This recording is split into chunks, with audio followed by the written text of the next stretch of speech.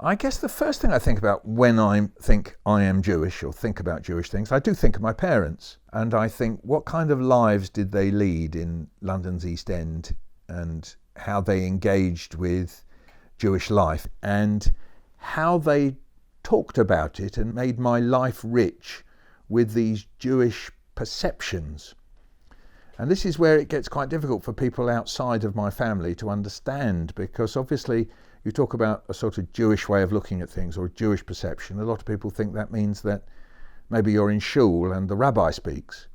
And of course, absolutely, that I'm not going to deny that at all, and absolutely right. But in my family, that Jewish perception came through the Yiddish culture of Poland and the ways in which they lived that, but also through humour and through food and through a way of talking about life. Maybe you could say it's enjoying paradox, enjoying irony in a particular kind of a way, and drawing attention to Jews in a way that wasn't just simply, oh, one of our boys did it, but they were actually as proud of historical figures and drawing attention to Einstein or to Kafka.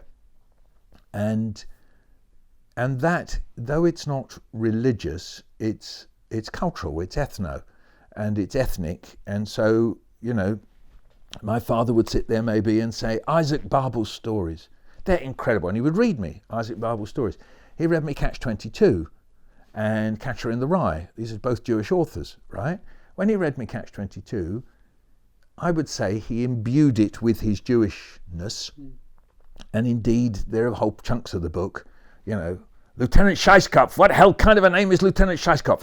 It's Lieutenant Scheisskopf's name, sir. So-and-so, you know, Clevenger had the facts at his fingertips. All that, looking back on it, that was my Jewish education. Now, of course, if you were a rabbi sitting there, you go, well, that's not Jewish education. But I would say, well, it is in its own way. Secular Jewish life is very, very strong in America, less strong in this country. And I was made to feel part of that through this way of talking, through use of Yiddish. Used a lot of Yiddish, my mum as well, and also a lot of jokes. But more than that, the two main streams of Jewishness, some may say Judaism, that has run through Jewish life, one is very legal-minded, the halachic tradition, and the other is more interested in story, in anecdote, which is known as the Agadic tradition. And so when I look at my father and my mother, they were both incredible storytellers, and they would turn everyday life into a story and embellish it and add bits to it and then discuss the meaning of it. Well, this is classic, what's called parabolic thinking. These are what the parables in the Bible are, classic Jewish stories. Jesus is a Jewish storyteller. So those traditions, my parents were very much carriers of that.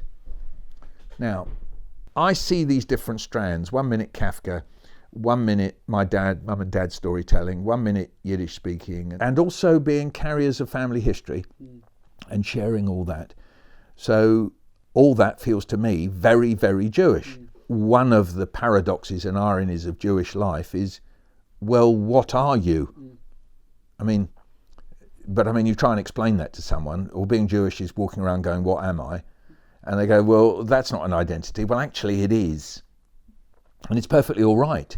I mean, to cite someone who's not Jewish, John Keats, he invented a thing called negative capability, where you can be content to be in a situation in which you don't know, but it's okay to live with it. And if you take the Jewish psychoanalyst, Adam Phillips, very interesting person to talk to, by the way, he doesn't think his job is to cure people.